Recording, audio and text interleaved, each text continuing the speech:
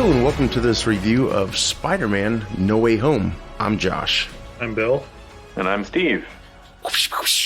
That's my spiderweb effect, sorry. It's pretty lame.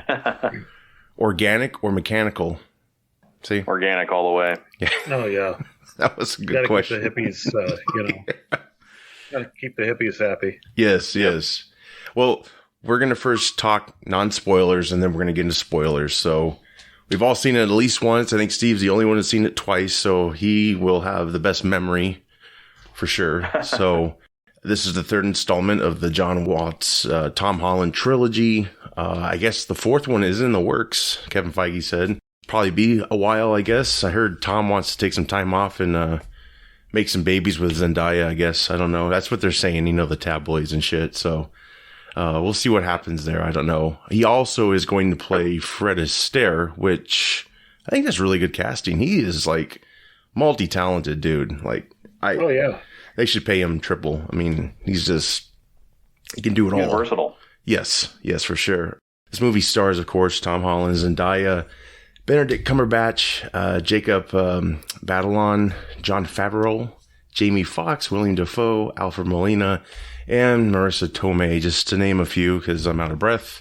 Yeah, I would say overall, I enjoyed this film. I thought it was really good.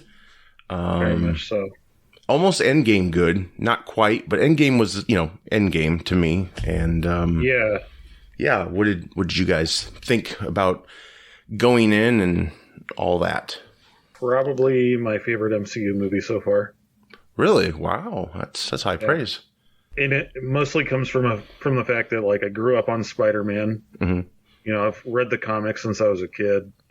Been very heavily invested into the character for many, many years, and this was, 8-year-old me reading Amazing Spider-Man would have never dreamt of this in a million years. Right. So, and were you pretty impressed with the trilogy before, or it wasn't a trilogy then, but the first Spider-Man movies, MCU? I was. I liked, of course, I don't think anybody really cared for Spider-Man 3 too much. But I really did like Raimi's take on Spider-Man. Mark Webb, there were some things I had a little more complaints about, but all in all, I've been pretty happy with what they've done with the character on the big screen. Sure. Yeah, I'm with Bill. This might be up there with Winter Soldier for me as far as maybe my favorite movie from Marvel. And cool. Yeah, I remember reading Spider-Man in the 70s, man, and back in the day, and been a fan ever since. And, and like Bill, Spider-Man 3, okay, it exists. But yeah, I've been a fan of all the actors who portrayed Spider-Man very, very much. I think Andrew Garfield was massively underrated in that role. As do I. But Tobey Maguire, obviously amazing, and Tom Holland, he doesn't do a lot of wrong, and so it was mm-hmm. all three iterations of the character have been awesome, and Tom Holland, he kills it. Yeah, he does. He's got the looks, and he he looks young. The other ones, kind of looking back, looked much older, I think, than they were. But yeah, and the other ones, if I'm not mistaken, were well into their 20s playing a high schooler. Yeah. And Tom Holland, I think, is the closest to an actual high schooler age. Right, when they started, at least, yeah. Yeah, at least when they started. I think he's 25 now. I'm in my mid-80s, and I act like a high schooler. Hey, it works for Shatner, it will work for you. He's 90 now, so yeah, well, exactly. I'm not going to space. Just, no, you don't have to do that. Not with that attitude. And without, what, $550,000 or something like that? Whatever gets you a ticket there. Right. You got that in your couch cushions. Come on. Change. Absolutely. I'm ready to, I'll just sell a few comics for that. IKEA. Well, yeah, that's high praise. Yeah, I really liked it. And, I was excited before the trailers came, but I was worried about the multiple villains they were going to have in it, because yes, I had a lot of Spider-Man 3 flashbacks. That was just kind of a mess. We later found out Venom wasn't a character Sam Raimi wanted to use, and it was more of a studio push, and that's why it kind of got like shoehorned in there, and it was unfortunate. Well, and Raimi had some pretty big plans for the franchise itself. Like he had 2 more. He was planning on. I think he was planning on bringing in Vulture, Black Cat, and maybe Kraven. Yes, Kraven would have been amazing. I think John Malkovich was going to be Vulture, his Vulture, I believe. Yeah. They almost got to a 4. They started early development, I think, but Anne Hathaway was going to play Black Cat, and then she went on to play Catwoman. So that's funny. Kind of fulfilled that. Yeah. That's what's cool about seeing these villains again. They kind of take the, a lot of people kind of were let down by both of those previous franchises, how they ended officially. And, they take elements of those that made them great. And then some elements that were about great, but just needed a little extra push, maybe. I think they accomplished that in this. And yeah, it's definitely action packed, perfect for going to the big screen for. It was sold out where I was. I believe everywhere you guys went. Steve and I saw it in IMAX. And my showing was, it was completely sold out. It was great. They even had a camera crew there. And I don't know who, I think the theater might have been filming a commercial, which makes sense because you have a packed house for your IMAX. That's probably the best time you're going to get a full, shot of everyone in seats. Because there's no station identification on the camera. Because I was like, I'd like to see, it's like when I went up and got my ticket, this camera guy came up. At first, I thought he was like right on me. He was like, "Oh shit, look cool." And I was like, I can't do that. But then he was looking up like at a Christmas tree behind me. So I was like, thank God. Go figure. When it really got going, the villains were showing up. My daughter nudged me and was like, I have to go to the bathroom. And so, if you see my daughter out there, everyone, please let me know. Yeah. Oh my gosh. I miss her. But it was so worth it. No, I'm just kidding. Priorities, man. Yes. No, I took her. She took forever, of course, right? And that felt like eternity. It was probably like 10 minutes. But by the time I got back, stuff happened. And I was like, what's going on? So as we get into spoilers, Steve and Bill are going to help me fill in that gap. And of course, I'm going to go see it again. I have to. It's that good, I think. You really should see it again. And this holiday season, there's just so many coming out. You got Matrix next week. But definitely go see this. This is so worth it. Happy for it. It didn't feel like one of those ending of a trilogy. It can continue whenever they choose to pick it up again. And, they'll have other films which they'll cross over into. So who knows what the future will bring, but they are working on a 4. Just not sure when we'll get it. I think it even broke some box office records, didn't it? Yes, it did. I don't have the numbers, but I know it's making some great change. Yes. It was like 285 million, I think, was the last number I heard, just for opening day, I think. Wow. I don't think we really had the problem that most of the bigger cities had with selling out and stuff like that. I think there are places that sold out as soon as they went on sale, and then they were reselling them on eBay and fuckers, online and stuff like that. So they have scalpers. But we didn't really have that much of a problem with it. That's good. When I bought mine, I was the only 2 seats in the theater, and then it was at capacity by the time I got there. So yeah. Well, the more people want to see a film, the more you have to avoid social media. Facebook, YouTube in this case was terrible. There was a few thumbnails that came across before I saw it, and I was so pissed. I was like, that better be fake. And so it made me like, I gotta go see this now if I want to continue watching YouTube and everything else, which is sad, because I know some people aren't going to see it for a while, and it's like, well, you're going to have it spoiled for you. It's just the way it's going to be. Well, not only that, especially since they took out the dislike button right on YouTube. Mm-hmm. You don't know, like, if you're just like kind of glancing at it and there's a thumbnail there that shows some clickbait thing that you don't know is like actually not in the movie. Mm-hmm. It might kind of spoil it for you, or it might end up being in the movie. I don't know. But right. I didn't know they took the dislike button off. Yeah, I can get into that in a different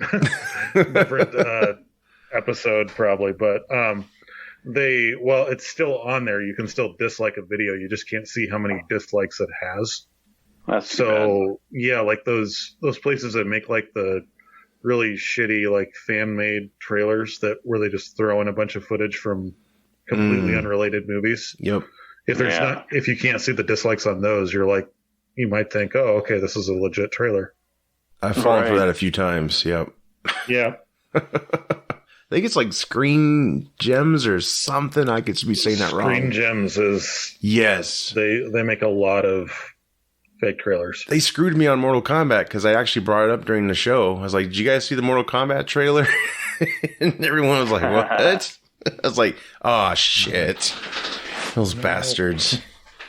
Yeah. Get you every time. Yeah, everyone out there, go see the film. We're going to get into spoilers now. Stick with us if you've seen it, and come back after you see it. Who wants to start? Oh, I would love to start. Have at it. Okay, so just to get this out of the way, yes, Toby and Andrew are in it. Yes. I mean, we can finally put that rumor to bed. Which we knew, right? I think we did know. Well, yeah. But it's one of those worst kept secrets, right? Right. Right. And I was, I had this little voice in the back of my head that was like, what if they're not in it? Like, how much of that? Yeah. Oh, I would have walked. No, I'm kidding. But I would have been pissed. Yeah. Yeah. But, it's three well, I don't know if you want to call it 3 generations of Spider-Man, but yeah, 3 different iterations of the character. That was so cool. I know there was the guy who played him in the Japanese series, kind of like half jokingly, half seriously said, "Man, I wish I would have been in that." Right, and that would have been kind of interesting to see Leopardon come into downtown New York and take on Sandman or something. But that guy who played him in the TV series in the 70s, which Steve probably watched, I'm guessing he wanted to be part of it, and I don't know if they included those guys or not. Because, Garfield denied he was in it, which I was like, that could be bullshit. Because they're going to tell you, oh, I got to be honest, I'm in the court here. Yeah. Like Tom Holland, they could keep a secret, so. Yeah. Exactly. See, I think it was more like Sony was probably in charge of Toby and Andrew, and Marvel was in charge of Tom. Yes. So they were like, Tom, you say anything, I swear to God, we can replace you exactly with Peter Dinklage or something. And, Toby and Andrew, they're like, don't say a fucking word. Right, which is smart. It's like, just bullshit the press. Who cares? Yeah. But, yeah, honestly, I mean, we got a lot more than just Spider-Man related characters in this. We got Matt Murdock.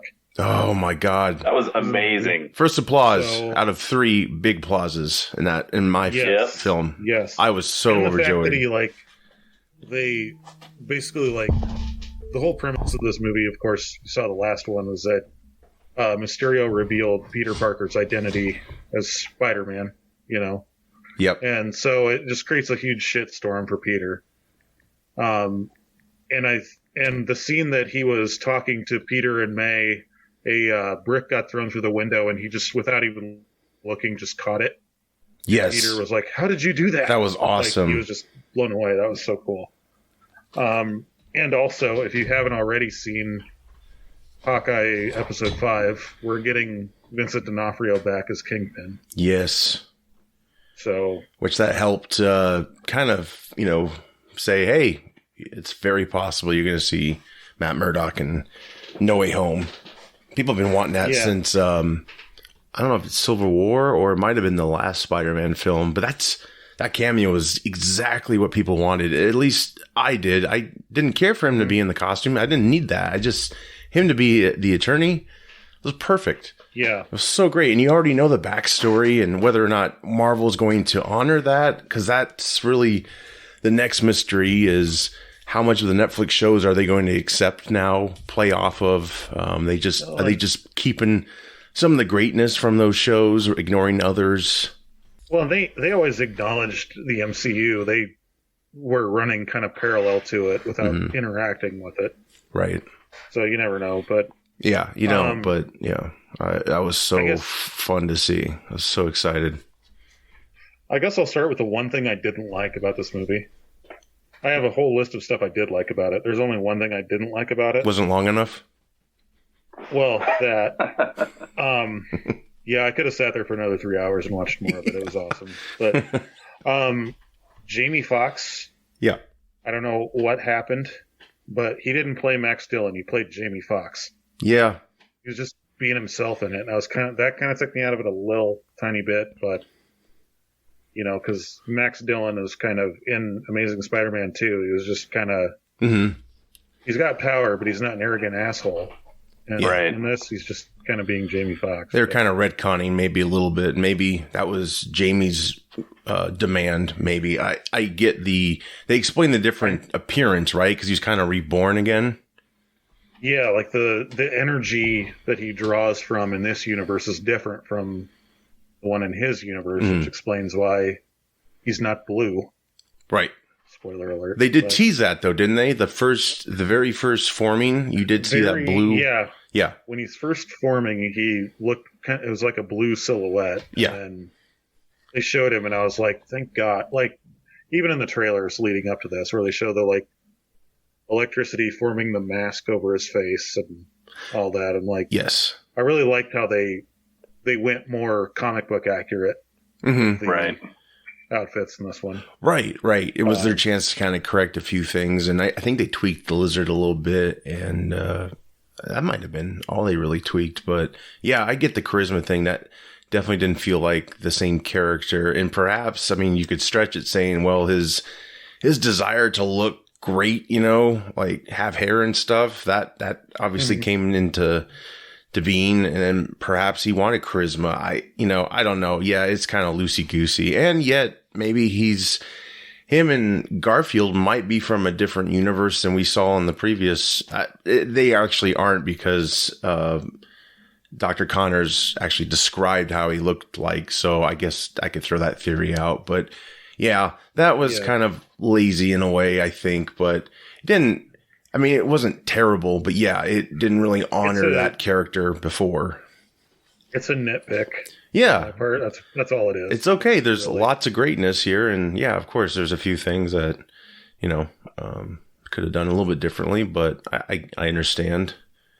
But yeah, Jamie Foxx, he got a second chance really to do this character more effectively, I guess you could say. And definitely Garfield got another chance, which I was pleased with.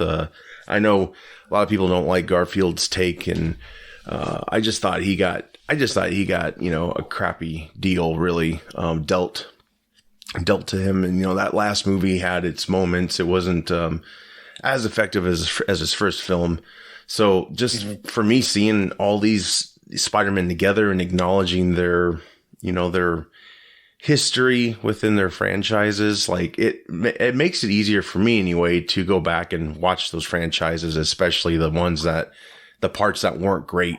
It's just kind of like they kind of fixed it. It's kind of like, it's going to get better. Like, yeah, this is a dip in quality, but when you get to No Way Home, you're going to get the endings you want in a way. It's just more satisfying. And I think that's what helps when things go kind of bad.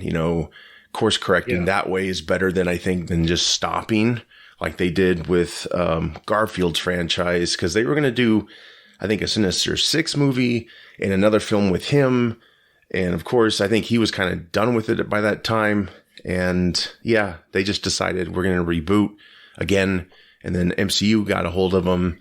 And it probably would have been maybe longer if the MCU didn't want to use Spider-Man for Civil War. But thankfully, they kind of needed him, right? So that's how they did their thing. But it was just nice to acknowledge everything before and just kind of give everyone a happier ending, maybe. I mean, Garfield especially, I think his deserved to have a little more to it, and he still looks great. He's obviously an older Spider-Man, and so is Tobey, right? I mean, yeah, but I really like that though. I mean, I do too. Yeah, I'm not complaining. The only one that they de-aged was Alfred Molina, because they wanted him to look like he came right from the final battle of Spider-Man. But when Tobey came through, it was kind of like, oh, okay, he's kind of like the big brother. Yes. Very like positive. Yep. The like Obi-Wan to their Luke Skywalker kind of thing. That was really cool. I liked how they integrated them. It didn't feel like just thrown in to sell toys or to sell tickets. Right. Yeah. Exactly. Yeah. The way they brought him in made sense. Ned had that Doctor Strange tool, which kind of hints like he might have some powers himself to be able to do it without training or whatnot. And the minute we saw Spider-Man in the alley and he turned towards him, I noticed his eyes were bigger. I'm like, that's got to be Garfield. That has to be Garfield. And then when he got closer and took the mask off, I was like, that was the second applause. I was like, oh my God. Yeah, that was really cool. That, granted, right when they came in and had their big reveal, it was shortly after Aunt May's whole scene. Yes, that was... so I was already kind of emotional from that. And then seeing Toby and Andrew come back, I was like, went from like sad tears to happy tears. I'm like, oh my God. Yeah, yes. Exactly. Right. Like, and I think a lot of it goes back to of just, how long I've read the Spider-Man comics. I've watched all the movies, like leading up to this point. It's kind of like to me, it's like the scene in, Force Awakens when you see Han and Chewie come back on the Millennium Falcon. Yeah. Yep. Right. It's like, we're home. It's like, fuck yeah. Yes. We're bringing everybody back for this. This is awesome. Right. Yep. Yeah. I loved how they comforted, Tom, and that acting was exceptional. That was, it was. I mean, when the glider hit her, I was like, she's gone. And then when she got up, I'm like, I think she's still dying or is dying, and sure enough, I was like, oh my God, it's terrible. But then, when they all, or the other two got Tom back on the, better path, you could say. They were, Aunt May basically said Uncle Ben's line when she died. So she was kind of in a way the Uncle Ben to Tom. So it's more mystery there of like, the other two acknowledge Uncle Ben. Tom didn't really seem like he had an Uncle Ben, but like, what happened with that? It's kind of up there. That's what I was expecting at the end was for her headstone to be next to Uncle Ben's. Yeah, that's right. Oh my God. But so I don't think Uncle Ben as we know him exists in this universe. Right. Or it's something totally different. He has to be different because his initials were on that suitcase he took to Rome. Was it Rome or France in the last? Yeah. Yeah. So that was the only indication we got. I mean, they mention him in What If, but that's already an alternate. Right. What if? Yeah. Yeah. So I don't know. I think like maybe, Uncle Ben just never really existed for Peter in the traditional sense.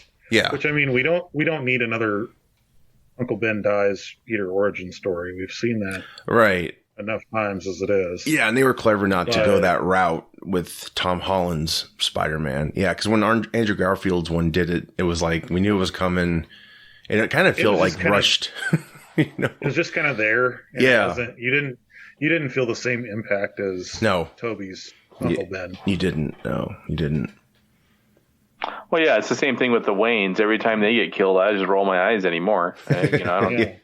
Like you think they'd avoid that one alley right next to the theater. Right. Yeah. Like Joker was going great for Steve until they show that. Yeah. Yeah. Right.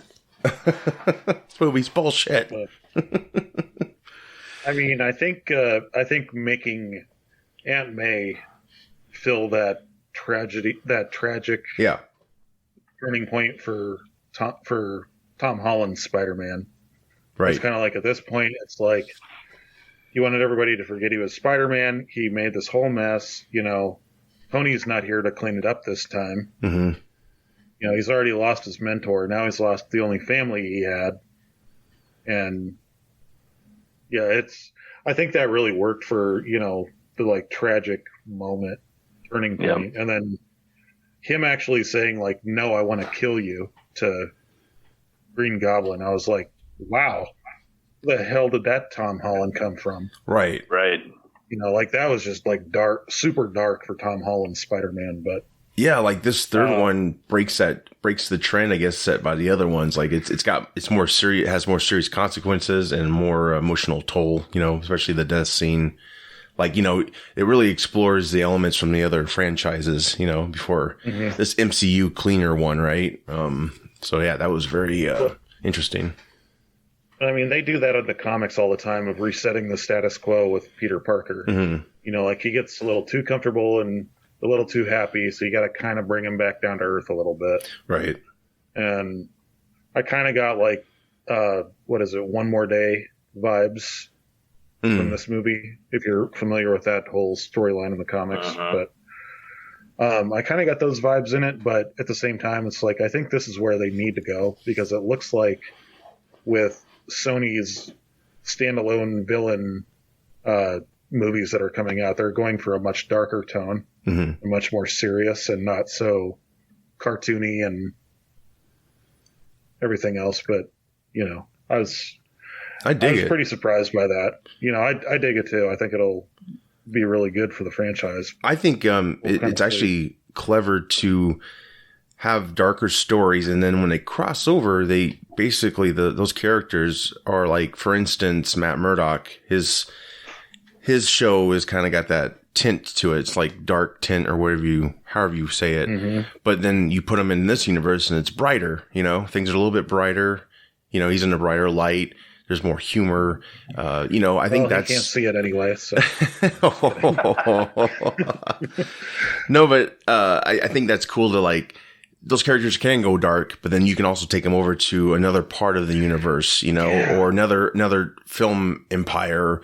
Kind of like, with what they should do, I think, with... and they probably won't for a while, but how they put Superman kind of in darkness, more serious, and I think it would have been really interesting to, as you cross over to Gotham, things look different, right? And then when you go to Metropolis, it's more brighter and all that stuff, like artistic wise. And I think that's kind of cool. You could do with these characters, you can explore darker elements elsewhere, and then they can cross over, and you already kind of have that, knowledge, right? And so, they can be in another limelight, and it's not going to be so distracting, I guess, is what I'm trying to say. But yeah, they're getting Morpheus, Venom, obviously. Morpheus. Morpheus is coming out next week. Yes. A new one. Yes. Morpheus. That's where Jared Leto's trying to cure himself from being Jared Leto, looks like. He's got the Bram Stoker look to me. The Gary Oldman, how he had the long hair and the beard and stuff. He's just missing the top hat. I hope it's good. And I still haven't seen Venom 2. That's on my list. I think there's a post-credit scene that refers to Spider-Man, I believe. I'm not 100%, but... Yeah, he's... from what I understand, he just kind of gets blipped into a apartment building or something like that, and they're showing the Daily Bugle report on the TV. What's that? So that's basically the first after credit he gets introduced, or how he gets introduced to that world. It really didn't make much sense why he would be there. Yes. Because it's all people that know that's, Spider-Man is Peter Parker. That's the whole premise of why all these people are showing up, is because basically reality is breaking. Right. And it's everybody that knows that Peter Parker's Spider-Man is coming through the ether, or whatever you want to call it. Right. And I thought how Strange cast a spell, I thought it was interference from what Wanda did and Loki's series did. Maybe it still was, but basically everyone who knew Peter Parker, right, was coming through. Was that the deal? And they couldn't stop it? I'm sure that'll have something to do with it. Yeah. But did you guys recognize the figures in the sky? Like, there was giant warrior dudes and stuff. And I'm like, who the hell are these people? I saw Scorpion. That's the only one I noticed. Okay. I was and this is why I'm going to have to go back and see it again, is mainly for that scene. But yes.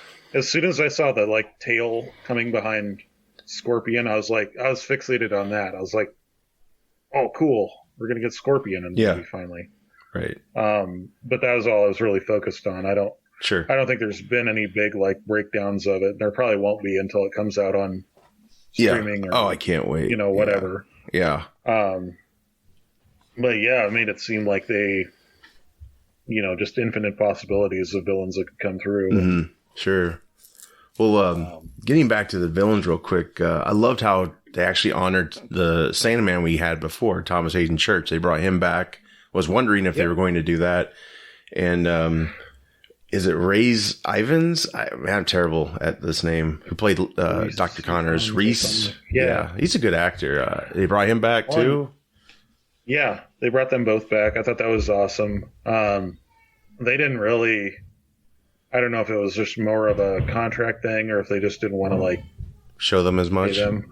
Yeah, but those were the only two characters that were kind of CGI the entire time until they get quote unquote cured at the end. Well, and the other thing is, not all those villains died, to my knowledge. Did they ever squash that? No, just saying these just happened to come back because they knew Peter Parker? Well, I think what they did was Doc Ock, they knew he died fighting Spider-Man. Yep. Green Goblin, they knew he died fighting Spider-Man. So Sandman didn't know. I think that's where they kind of got that. Well, all these people die fighting Spider-Man. That's their fate. So maybe we didn't see it eventually. That did happen because he kind of became a good guy at the end of 3. I thought Sandman, he just drifted away, right? Sandman and Peter parted on good terms. Right. I don't think Lizard ever technically died at the end of. No, I think they just Spider-Man. Locked him up or something. I know he was cured at the end of it, but I don't think he died specifically. Electro did die, I think, right?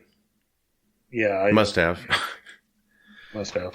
Green Goblin, man. Let's talk about Defoe real quick. Holy shit. That guy did not miss a beat in between when he last played him and now. It's crazy. I mean, I think that's just how he is on Saturdays. I know, right? With you. They did such an overhaul on him, and I was so happy to see him back in it. Because he was an amazing Green Goblin. Well, it was cool to see him work in the lab with Peter, because that's kind of what he wanted in that first Spider-Man. He loved Peter, because he had brains and stuff, and that was really cool.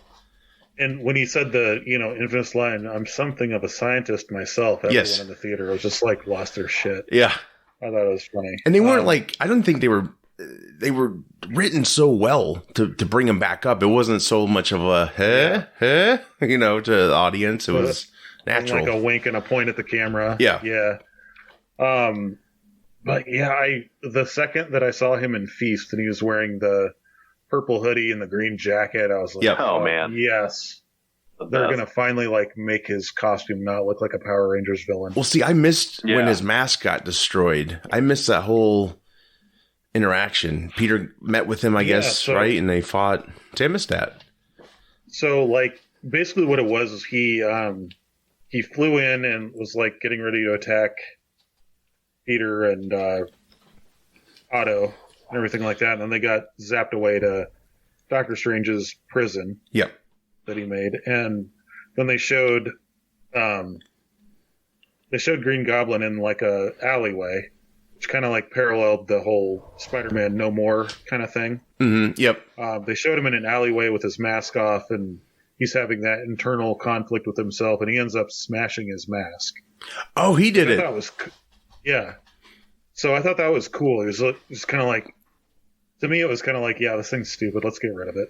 I loved how they said he's dressed like a big green elf or whatever. Yes, exactly. Yeah. So he was just kind of confused what was going on, right? And plus, he's nuts to begin with. So that's probably why he did it. But yeah, he was having that good Gollum or Smeagol versus Gollum debate. Yeah. But I mean, you can still always see the armor underneath his clothes. Yeah. Right. So you knew it was kind of if anybody's going to betray anybody, it's going to be Osborn. Yeah, everyone working together, I was like, this is awesome, but it's not right. Something's not right. Cool. Yeah. It was cool to see Peter. That's what I love about about Tom Holland's Spider-Man. First of all, he kicked Doctor Strange's ass by using math and science. That was good. Yeah, this was magic. He figured out how to manipulate the mirror dimension to trap him. Right. That was cool. And then he's got this Stark fabricator thing, and he's like, I can fix all of you. I know how to do this. And he's, he reattaches the inhibitor chip for Otto. That was cool. Yep. he tries to contain Electro's, electricity. Almost got it somehow. Yeah, almost there. But yeah, I mean, it was really cool to see them interacting too. Right. I loved when Toby, they were like, "Are you gonna what did he say? You're gonna wear this pastor makeup or get up or whatever?" Oh, it's you. Yeah, the cool youth pastor. Yeah, youth pastor? And he pulls his shirt down, and it's like, yeah, sweet. Yeah, I was like, no, I got it. That's I got so that thing cool. on me. Yeah, I love the interaction between all of them. Oh, dude, I thought it was going to be like really over the top and kind of like an Expendables kind of thing. Oh, sure, yeah. Where it's just like, oh my god, I wish you all would stop. Get to the chopper for screen time. Yeah. But it was seamlessly done. No, I recognize, I want to see them all three in a movie once a year together. Right. Exactly. Christmas special, if you will. Yes. Yeah. Right. Yeah, I love that interaction. I was like, yeah, this is kind of like they're just talking, right? And it's not moving things forward, but it's like we all need this. This is so cool. Like we just accept it. Just the writing was so good. Just them interacting and the awkwardness. Garfield telling them he loved them, and they're like, "Thank you." No, you're amazing. Yes, really, you're amazing. Yes. And I like that because, I think a lot of people have bad memories of his take on Spider-Man because how it ended. And I just like this. Which sucks because he was just a victim of writing. He was a good Spider-Man. Right, right. It was redemption for his character. And it was, I think it just kind of helped everyone like, hey, accept him. He's Spider-Man as well. It's all good. Awesome. Yeah. And they could definitely, the way they ended could, we could see them somehow, some way down the road. Who knows? But I think we all owe, Into the Spider-Verse for this because I think that being massively successful, they had the idea for this, and they didn't tell us, right? Wink, wink. But they had the villains they brought back, and oh god, it would have been so terrible if they didn't bring them back. That was the one thing. I'm like, they better be there when I go see this film. It's like, have to be. That part was kind of cool too because when they start having this big battle, they're all so used to working by themselves. Yes, they had no idea how to work as a team, and Holland, he just kind of pops up. He's like, I was part of a team. I know how to do this. I was with the Avengers. And they're like, oh, cool. Who are they? Yeah. Well, when Toby got excited, I'm like, oh, shit, they're in his verse. And he's like, who are they? Yeah. I was like, oh, what would that be like? And, I liked how they pointed out, Garfield, he said, Gwen was my MJ, and all that stuff. Mm-hmm. And like, that made a lot of sense. Like, they're just different universes. He got that. Well, especially when he saves this MJ. Oh, dude, that was so great. Yeah. That meant everything to him, Oh, it was all in his face. Like, he's a really good actor emotionally, I think. Yeah, phenomenal. Dude, like, you knew. Massively underrated. You knew why he felt that way when he caught her. Like, he was like, yes, I saved her. I saved a life, and, I saved someone important to somebody like that. When they were having that initial pep talk with Peter and everything, he even was saying, like, after she died, like, I tried to do the right thing, but then I just got so filled with rage that I quit. Yeah. Like, I couldn't do it anymore. Right. And I thought that was kind of, you kind of got that little bit of a backstory. I mean, with them, like, what they've been up to since, their movies ended or whatever. But, right. I really, to me, if I had to pick one person that I was really, that I really want to like just give a shout out to in this movie, it's Alfred Molina. Oh my God, yes. I thought he did phenomenal in it. And it's for half the movie, it's not even him really. It's the arms, right, that are kind of like making him talk and all this stuff. And then when he showed up at the end, I was like, he's totally going to turn on the villains. I know, like and like he kind of helped them out, and he got that reunion with Peter, and he's like, Peter, man, you've grown up. How have you been? That was cool. Yeah. Yeah. Yeah. And to see them like acknowledge that, like, even though you never saw Norman and Otto interact in the movies, they knew each other. They acknowledged each other. They knew, like, you're a genius. Like, what do you mean you went mad and'killed yourself? Like, right. Some of that was really cool, and I loved just the interactions between each other was phenomenal. Right, and his arms were CG this time, puppeteered last time, so it was totally new for him. But of course, he's older now, so I'm sure it's a lot better to just have that thrown in there. But I remember hearing in an interview he did, he was like, he was so grateful for that because the puppeteering was so exhausting for him, like physically. Oh, exhausting. I'm sure it was quite a thing to do. But I was kind of surprised. Like I thought they kind of showed the black and gold suit in like, toy promotions and stuff like that. Yeah. I thought it was going to be like some new thing that like Doctor Strange gave him, and it's just his regular suit turned inside out. Right. I was like, this is cool suit. Kind of genius, actually. Yeah, really, it is. Especially when you can see like the wires and stuff sticking out of it. It's kind of like, oh, okay, that was different. really like cool. Yeah, and his when Doc Ock absorbed his power suit, if you will, I liked how you're like, oh shit, and then Peter's like, sync a new device, and it was so cool. Just like pairing Bluetooth, took it over. Yeah, that was awesome. And then he got it back, but then all the power suit, wasn't the power gone from it because it was more like a fabric at that time, right? Like, well, I noticed that. I think he was using kind of what I got, I guess, is that he like used that because he didn't have his other suit was like had green dye thrown on it or whatever. Yeah. And then I think he just kind of got that one little piece of it back from the tentacles, which is why he had the gold spider on his chest and everything. So I don't know if they like just destroyed the rest of it. You could be right there. Yeah. If he just wasn't like, if he just didn't have access to the rest of it or whatever. But I don't know. I think the thing that really made me happy was towards the end of the movie, is he's kind of back to being comic book Peter Parker. Mm-hmm. Yes.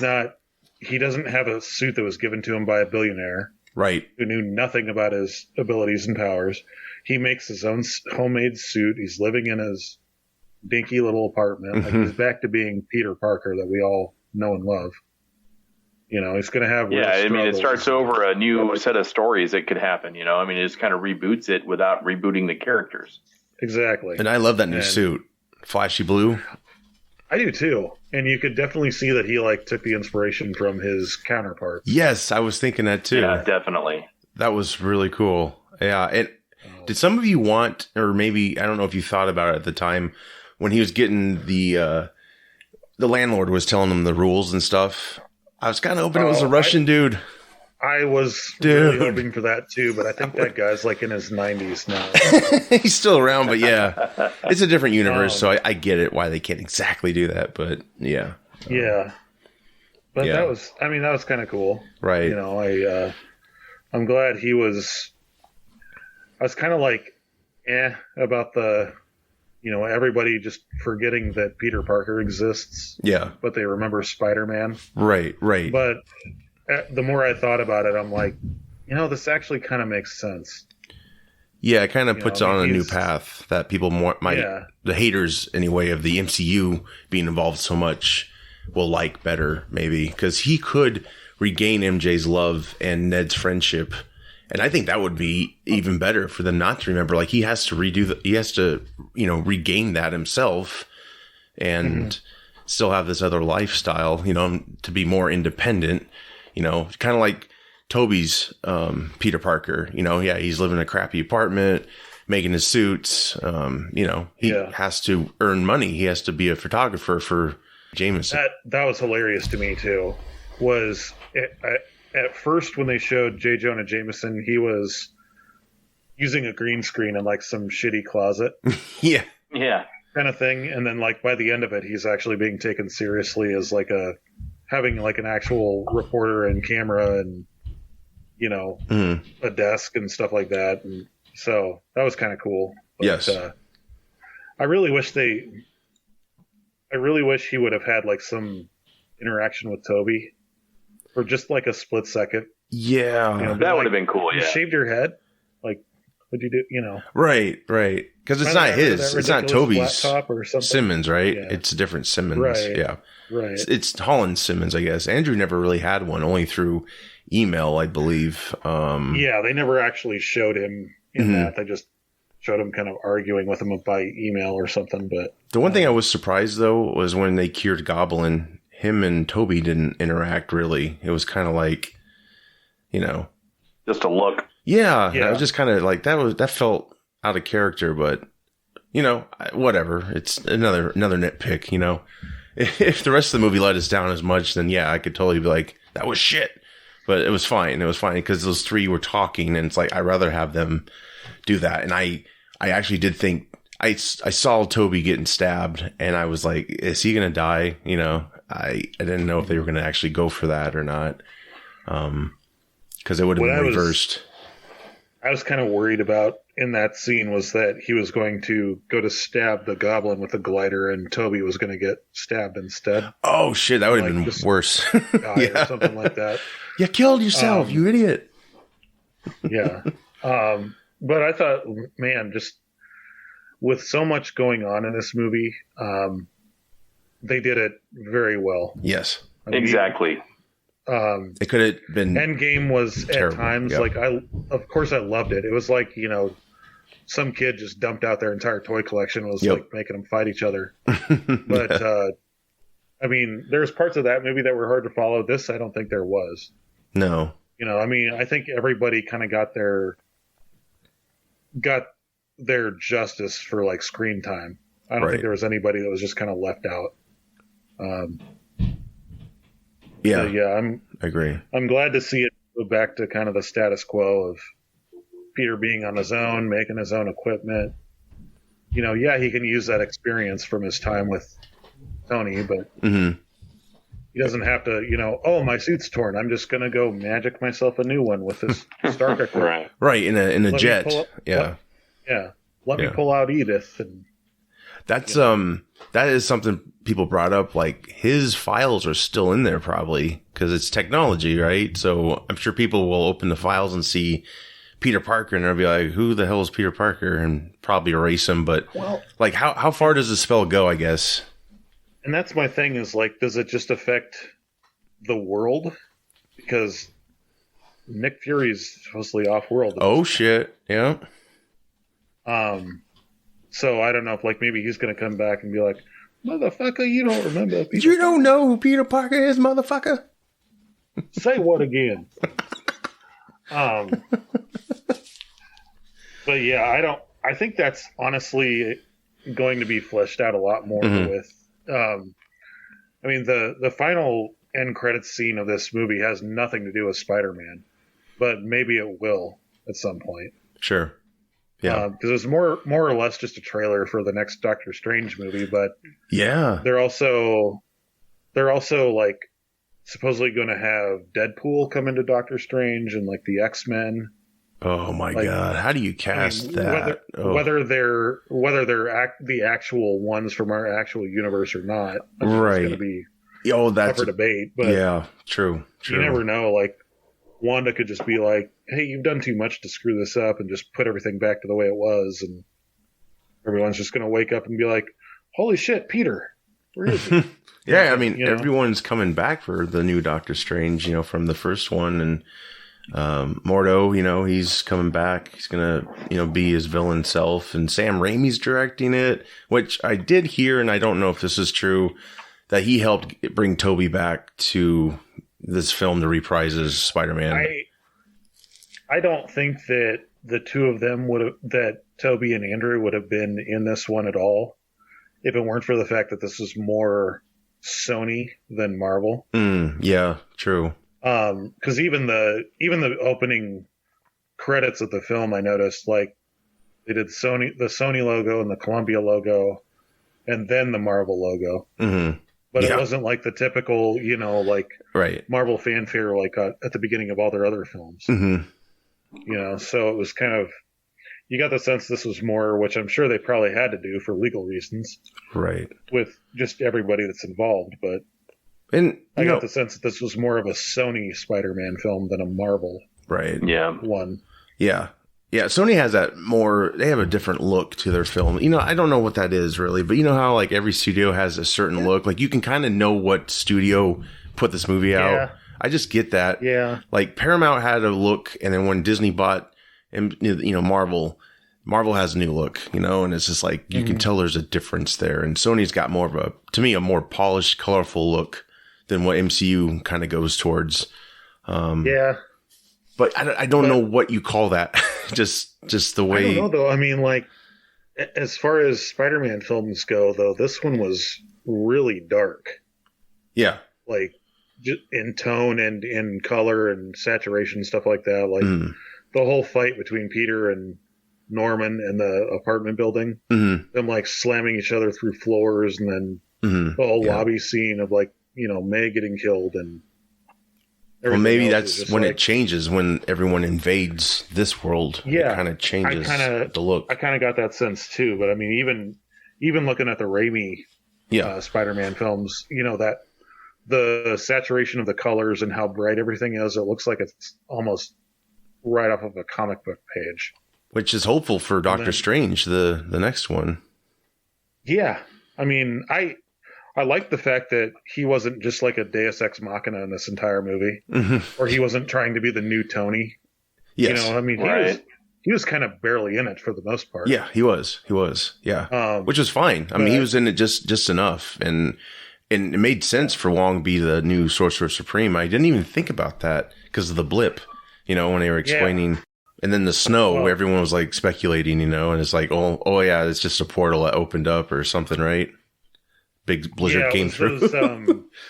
Those gate things that they show in Doctor Strange, where like they turn the little thing and all of a sudden it's the Sahara Desert. Yeah, I think like something got busted on one of those and it just snowed in there or something. Right. And do you know who's composing the new Doctor Strange, Steve? No. Is it Danny Elfman? Yes. Nice. Oh God. Oh, I think it'll be good. As long as he doesn't do Avengers Age of Ultron. It felt like, wait, was that? No, I'm sorry. Justice League, not the good one, you know. That one was kind of... Yeah. It was neat to hear the old themes, but I bet if he really lets loose, this one could be pretty trippy, you know, for the Doctor Strange, you know. I think it's going to have to be. I mean, I think even that, like, kind of glimpse they had of the evil Doctor Strange. Oh, that's so cool. In there, I thought maybe that might have been the one from What If. Right. Which, Steve, have you seen What If? I have not. You got to. That's what I hear. But yeah, I think that's the one. I don't want to spoil too much, but yeah, that's cool to bring some of those into the live action. That's neat. Yeah, I dug it. So yeah, you guys pretty satisfied with the after credits as well, or kind of take it or leave it? The Venom scene was hilarious. Yeah. He's like, I'm gonna go to New York, and he vanishes. I still have zero clue why he's even there, because he has no idea Peter Parker exists or who he is. Maybe he does. I don't know. The bartender just told him, right? And then he's like, I'm gonna go to New York, and so I was like, maybe that's a way for it to be incorporated. Let's go. We need to like. I did think it was funny though. The internal. I love that internal monologue thing. We're drunk. But like he's sitting there learning about all this. He's like, there's a really big green guy named the Hulk, and he's like, I told you Lethal Protector was a cool name. That's still shit. Well, what about the very last scene? Not everything left. Yes, a little piece of Venom stayed behind. Yes. So that might be, I don't know. Tom Holland might get into that. I have to almost wonder if they call him the Clintar in the comics. I don't think that's ever been said in the movies at all, but I have to wonder if they don't like share a hive mind across like the multiverse or something, and maybe that's how they learned about Peter Parker. Like Venom wanted to keep tabs on Elseworlds or something like that. Yeah, I don't know. That was interesting. It would be cool to see Tom take on the black Spider-Man suit and, you know, have that whole conflict. But Nah, I don't know. They don't have. I mean, it's one of those they can or they don't have to. You know, we've seen it. Things, yeah, we get it. Yeah. Yeah, it could show up in a future. Right. Yeah. It's kind of like Sony with Garfield movie, and probably. Maguire. You know, if they don't come back again, it's fine. We really got what we wanted, so it'll just be an extra perk. You know, if they bring him back somehow, some way. But they could. Like, I don't know if you guys noticed this on Garfield's suit, but it was kind of a combination of the two that he wore in his movies. Did Right. you notice that? Yeah, I think I did. Yeah.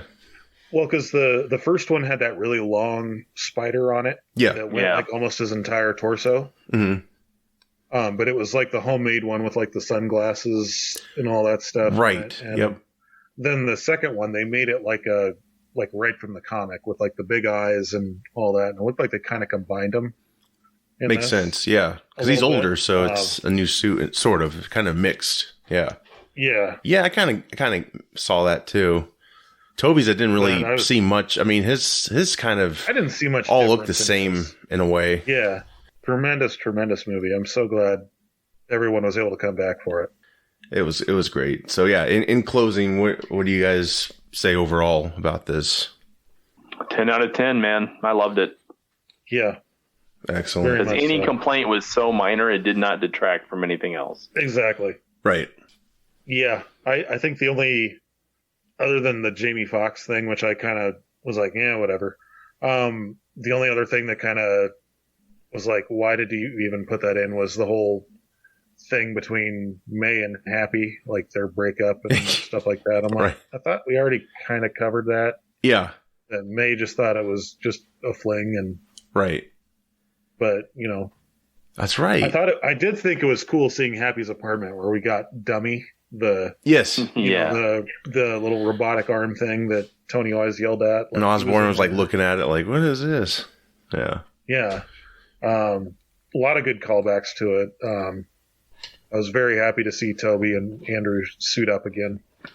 Yeah, that was excellent. Yeah. You know, like I said, all franchises, they got redeemed, in my opinion, you know, and as well as Sony's, you know, past stupidity, you know, with not, you know, doing things a certain way, kind of, you know, just panicking, dropping the ball.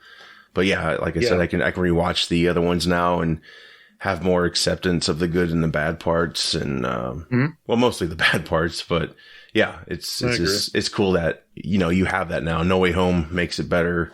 You know that, seeing the low points now, that it does get better. And yeah, they just gave us what we wanted. You know, and they did it. They did it with great writing. Great writing. I didn't get that sense of studio neutering like I did with the other which franchises. happens with a lot of revamps. You know, Star Wars, Star Trek suffered a great deal from those. You know, they just don't really give you what you want. They give you glimpses of it, right? But then they just kind of, the writing just doesn't make it happen. And then people are just left, you know, wanting more. They're not satisfied. So, you know, it was the ultimate fan service film done right. Exactly. Yes. And I think a lot of people could, you know, learn from this. You know, you can give people what they want and not make it predictable at the same time. It's like, you just have to be a good writer. And if you don't have good writers, get them, you know, no more of this shit. People are starting to recognize it, you know. One final thing I'll say about it is when Electro is talking to Andrew, like after he gets cured and everything like that, he's like, I really thought you would have been black. Man, I'd love to see a black Spider-Man. I'm like, wink. Yep. There is one. We haven't seen him yet. And that was clever. That was super clever. Yep. That's coming. Soon as Terrell makes his sequel, right, Steve? Exactly. That's awesome. Yeah. He's got a ton of views on that first one. Yes, he did. Well, yeah, for everyone out there who doesn't know, Terrell Christie is a friend of the show and great filmmaker. He made a fan film called Miles, and you should go out there and check it out. Lost Utopia Films, correct? Yeah, that's it. Go to that YouTube page and check that film out. Really, really cool. And yes. That would have been cool if Terrell got the call, right? Can we include this in our... We're waiting. We're waiting. Please, Terrell, please. How much millions do you want? Come on. Let it happen. Yeah. I don't know. I just don't know if I can see Childish Gambino as the Prowler, but we'll see. Yeah. You never know. He could surprise me. Never know. Yeah, could happen. But yeah, hey, this is great. We got what we wanted. Trailers were great. You know, everything just worked out, and it's a nice Christmas present, if you will, to all fans. And now all the conspiracy theorists on TikTok can shut the fuck up. Yeah. You see, oh, TikTok. Venom didn't catch MJ, so shut the. No, I'm just kidding. Anyway, go see it in the theaters in IMAX. I'm gonna see it again. I have to. And Steve, you'll probably see it again, right? Third time. Do a Spider-Man 3 dance on the way out. Yeah. It wouldn't surprise me if I saw it again. That's how you know it's good, right? Like, I'll go see it again. Yeah, I mean, when you see it 2 days in a row, I mean, not a terrible film. No, not at all. You're like, hey, Steve, you're back. Yes. I know, right? The usual. Well, this is great, guys. Thanks for doing this. Everyone out there, go see it. And, of course, we'll be back with another review. And, of course, check out Field of Geeks. We have all kinds of shows out there. Wherever you listen and stream podcasts, we're there. Steve, would you like to plug your comic book blog?